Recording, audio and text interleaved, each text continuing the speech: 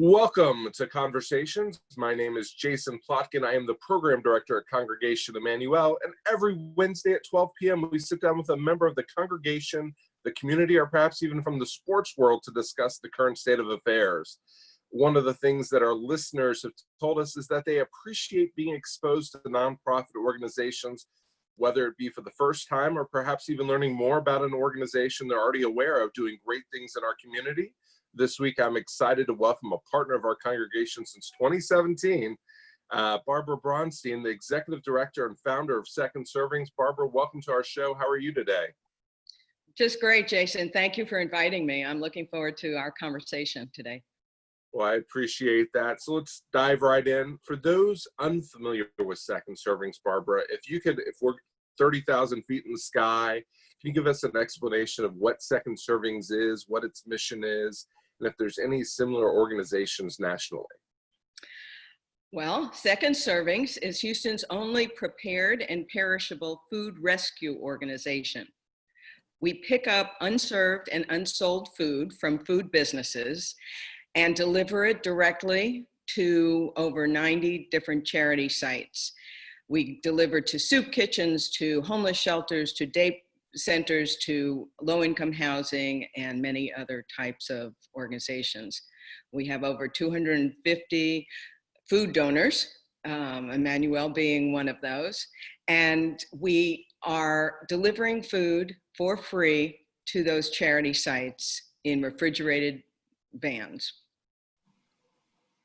We've been around for 5 years, and we've already rescued over $24 million worth of food, with 4 million pounds of food being diverted away from the landfill where it otherwise would have ended up.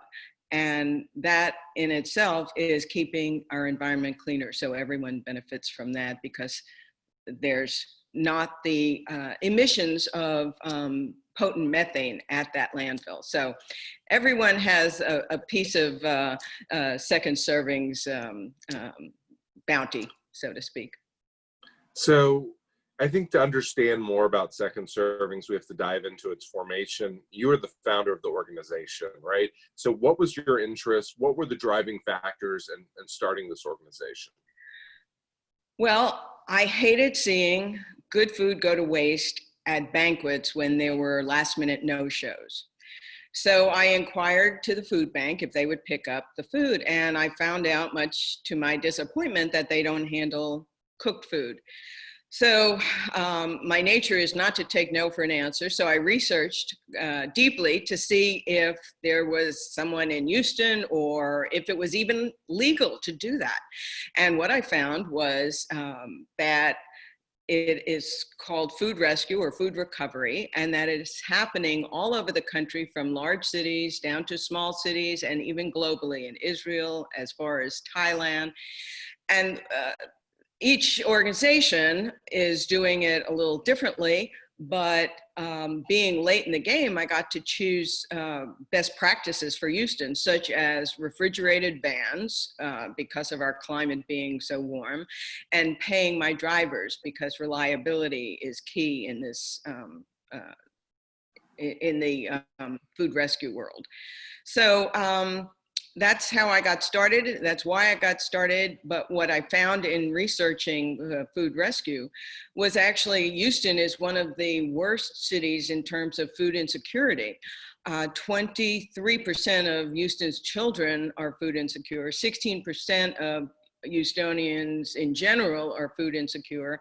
And yet we throw away 30 to 40% of the available food supply. So it just makes a lot of sense to do food rescue, especially in Houston, where it wasn't happening, and it's still not happening to any great degree other than with Second Servings.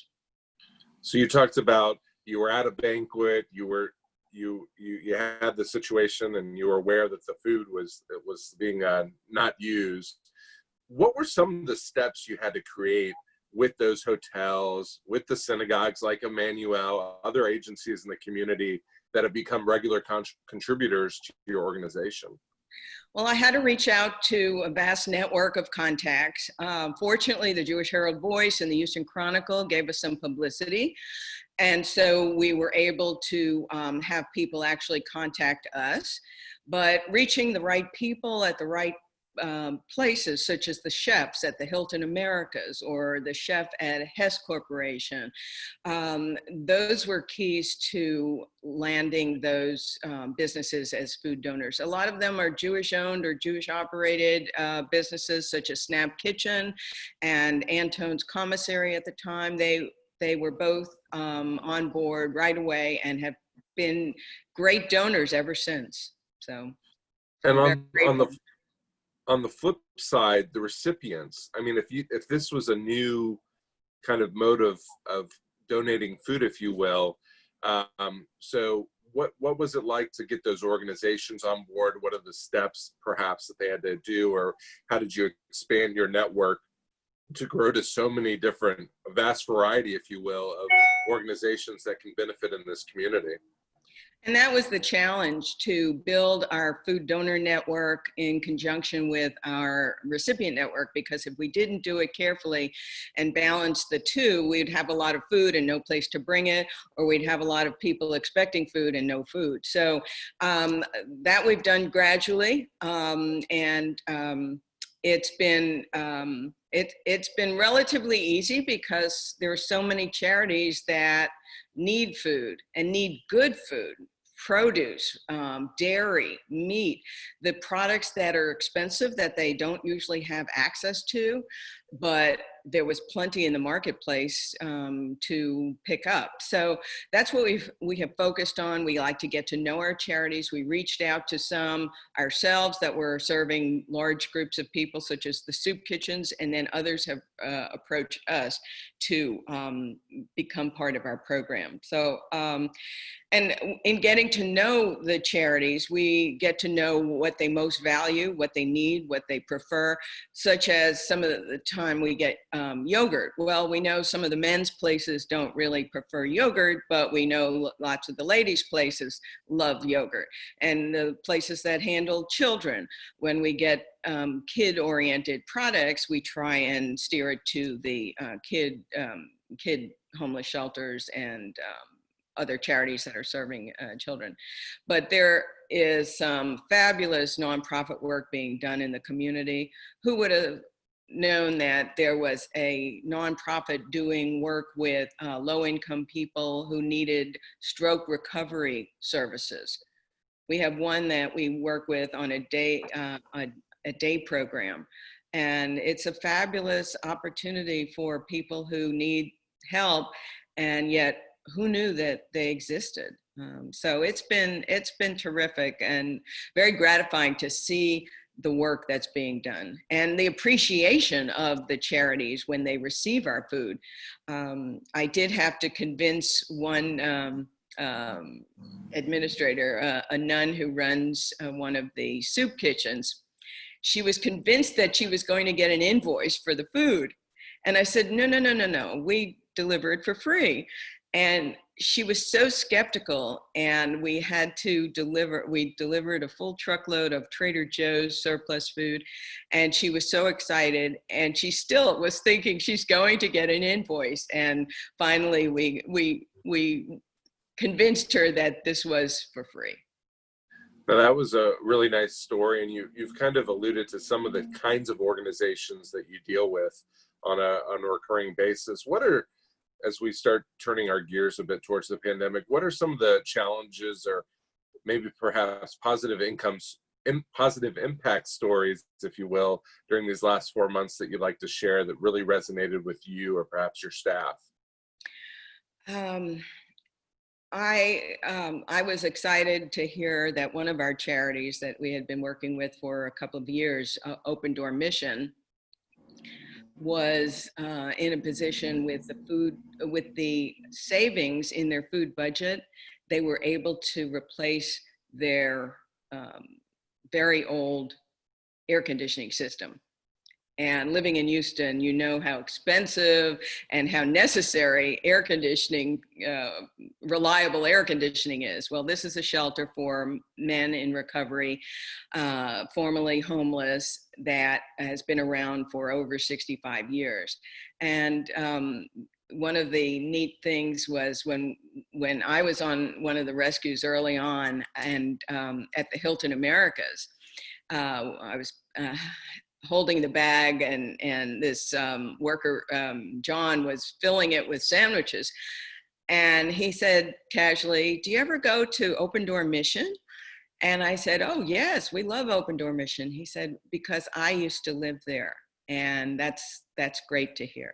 So there are success stories coming out of our charities, and that is always rewarding to hear about. Well, let's dive deep into the pandemic, and obviously things have changed for our synagogue, for your organization. The beginning of the pandemic, obviously events were being canceled left and right. I think it just stopped in a lot of respects. Certainly some of the institutions you regularly rescue food from had ordered food for events that they had planned in that time period, the middle of March, if you will. Did you see any impact right off the gun for second servings from that situation? Oh my goodness.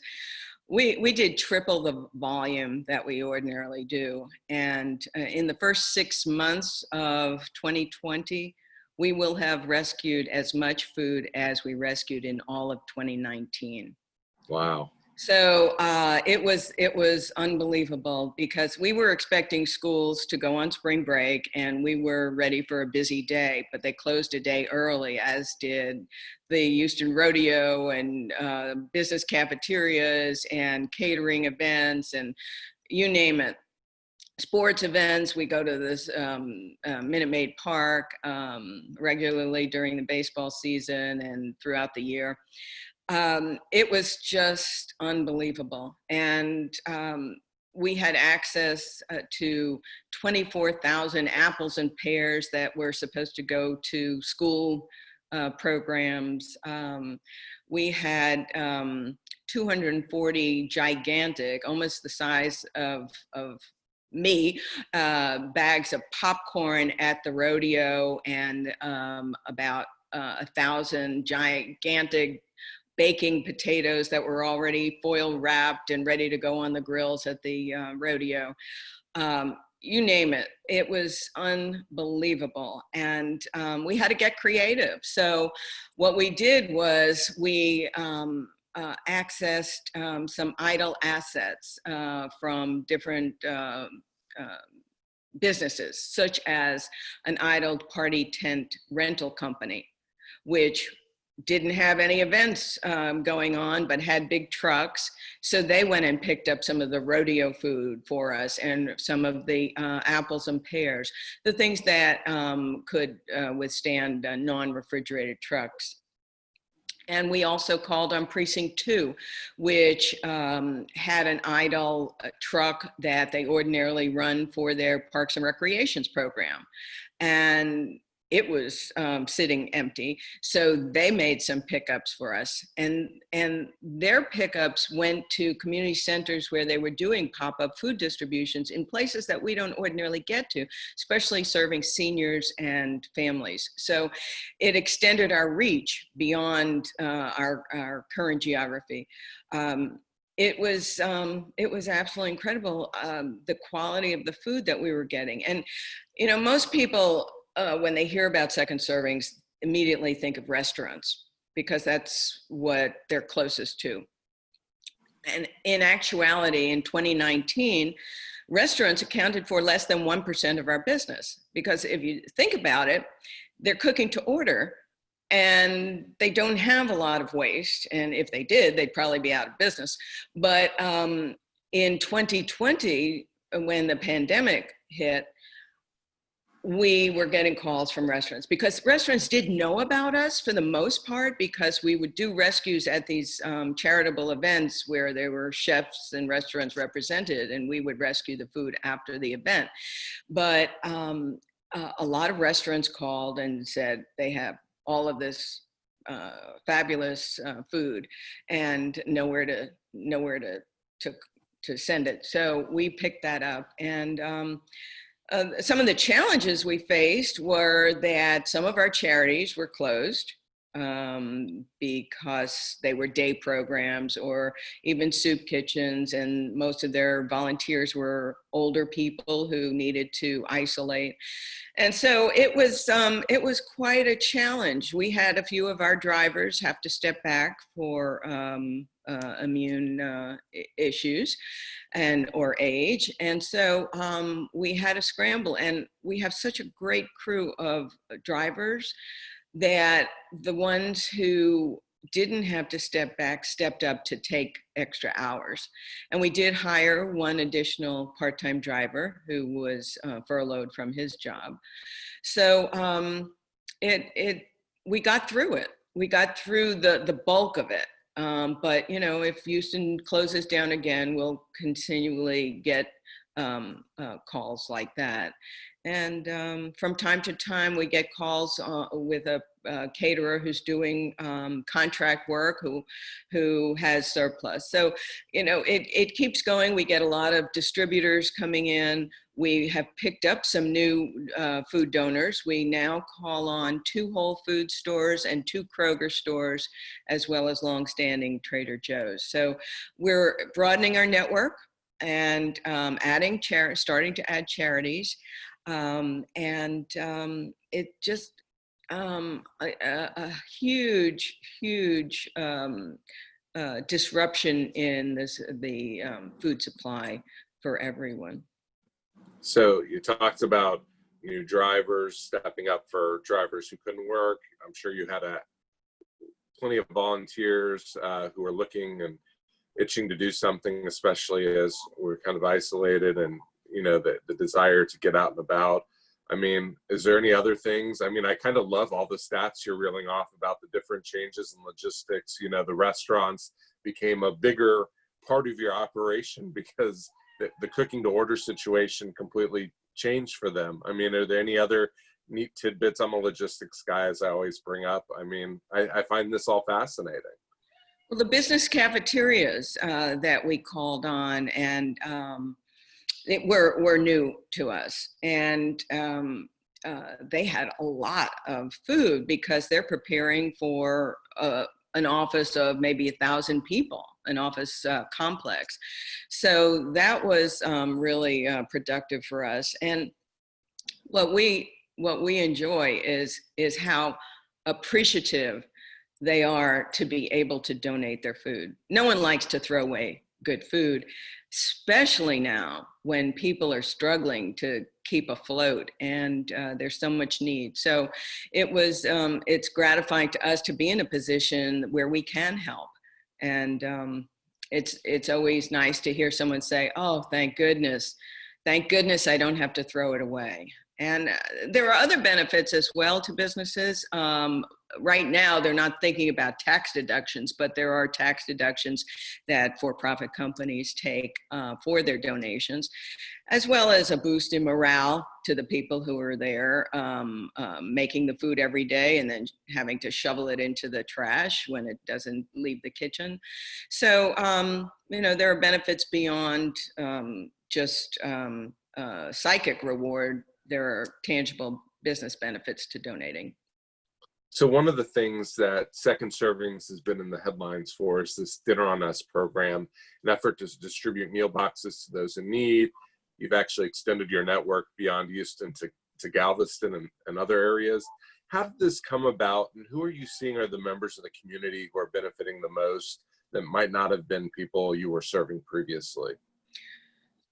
Well, when we would go into these kitchens during the initial phase of the outbreak, these kitchens would ordinarily be bustling with activity. It was so sad to hear that there's one person left in the kitchen, such as the Hilton Americas, to clean out the surplus. It could be an entire walk-in cooler full of beautiful, fresh fruits and vegetables and meats and all. So it was just very sad. And so I knew we had to do more. We were in a position to do more. And we reached out and to a longstanding partner, Hess Corporation, which has always been very supportive in terms of a weekly food donation from their dining service, as well as supporting us financially with employee campaigns and all, and even supplying volunteers. So they've been a great partner, a longstanding one. And so we connected with them because they were looking to do something for the community. And all of a sudden it clicked. Let's do Dinners on Us. Let's provide everyone in need with a box of microwavable, chef-prepared food that has plenty of protein, plenty of starch and vegetables, and can serve 8 people. And it started out, we geared it to the hospitality employees who were furloughed or unemployed. And that could have been anyone from a ticket taker at Minute Maid Park to a housekeeper at Hilton Americas to a restaurant server or bartender. So we opened it up to the hospitality industry in our downtown distribution site. And we did that initially for 2 or 3 times, as well as down to Galveston in concert with the Galveston Restaurant Association. We did that 3 times in Galveston. And then the community came to our rescue by contributing substantial support to enable us to broaden our reach to the entire community in need. And we set it up in a downtown parking lot with the agreement of the owner and the party tent company supplying the barricades to create the traffic flow, to a law firm writing a simple agreement, to the ice company, the dry ice company supplying the dry ice, and a lot of very quick collaborations that came together because everyone knew the urgency. My husband was instrumental in bringing all his network connections to the table, and we just got it going.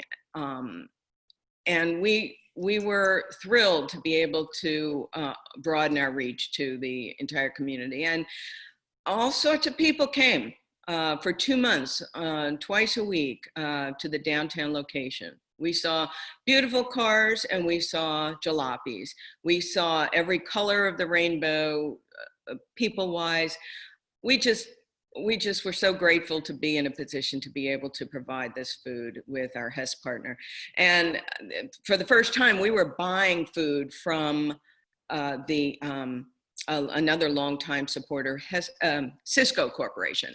So this was the first time we were actually buying our food, which was a shock to us. But because the community really latched on and supported us, we felt so good being able to expand our reach.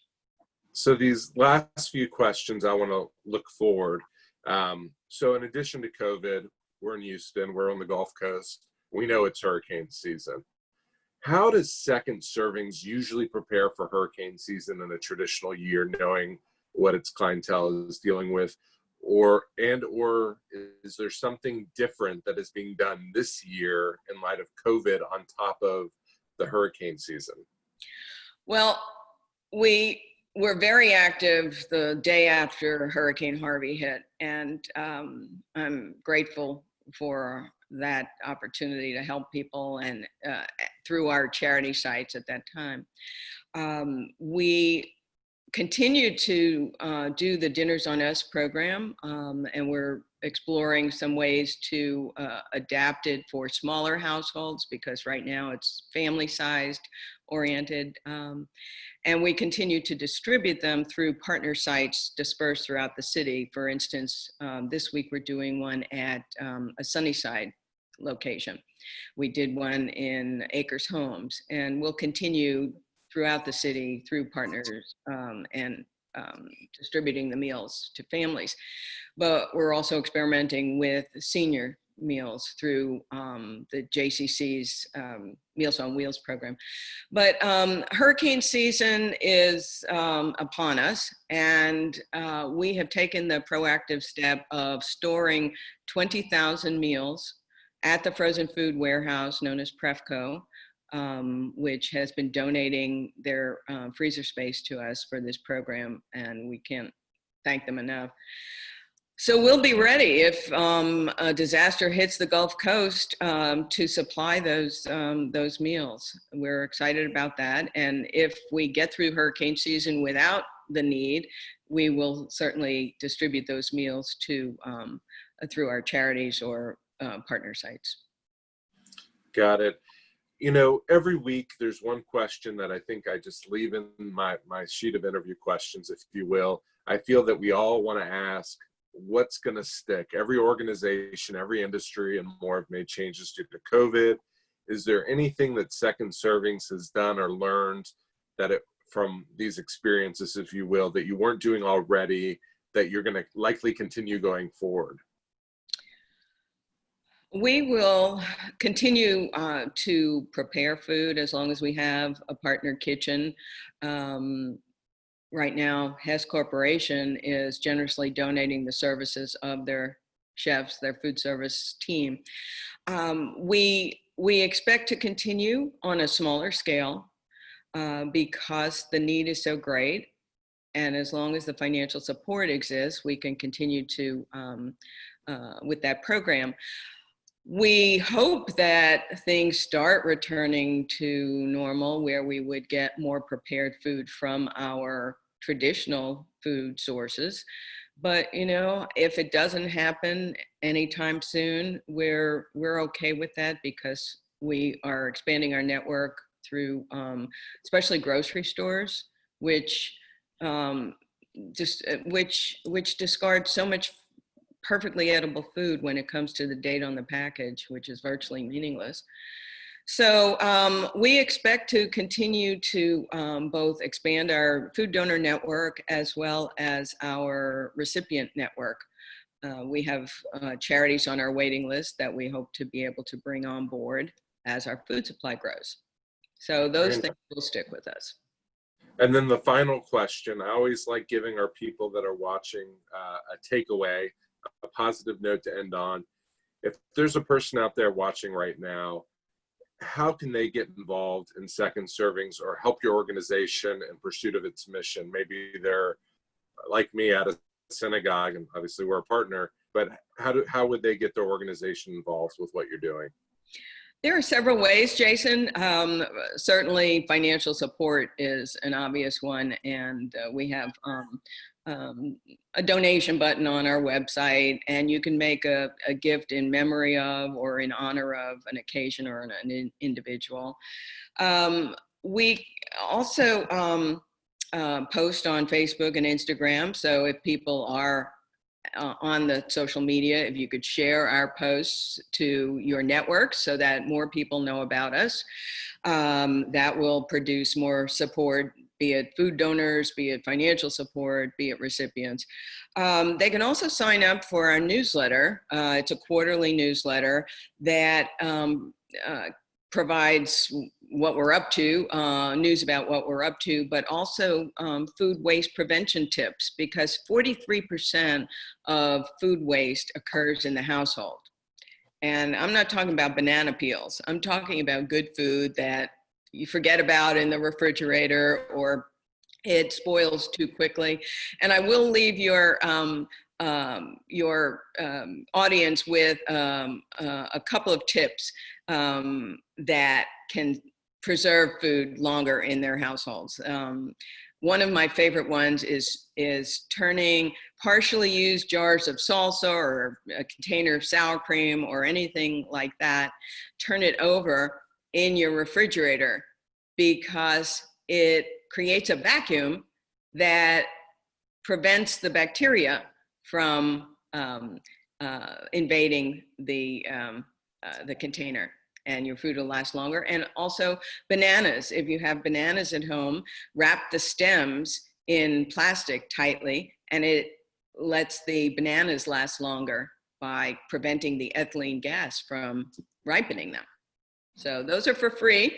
And another way is when people are in their grocery store, to tell their managers that they can donate their surplus food to second servings. Just letting them know that would be helpful. So.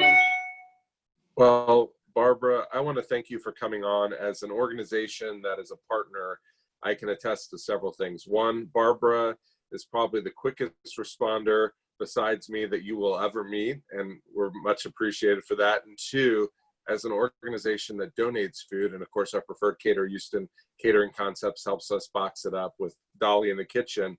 I love getting the receipts indicating where the food has gone, and I think it's a benefit to educate our congregants when we're able to do that, saying, hey, the food that you're not eating at Hanukkah or Passover or whatever event we're doing is going to second servings, and it's benefiting this organization and this organization, this organization, is really beneficial. So thank you, Barbara, for coming on.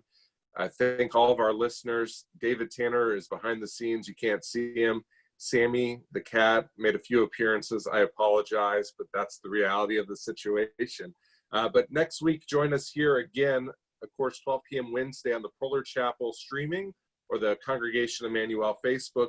Next week's conversation at 12 p.m. is Nathan Salant, a 30-year veteran of working in intercollegiate athletics, a longtime conference commissioner, and he's a current college sports consultant. And obviously, college sports is changing rapidly around us. We'll see what he has to say.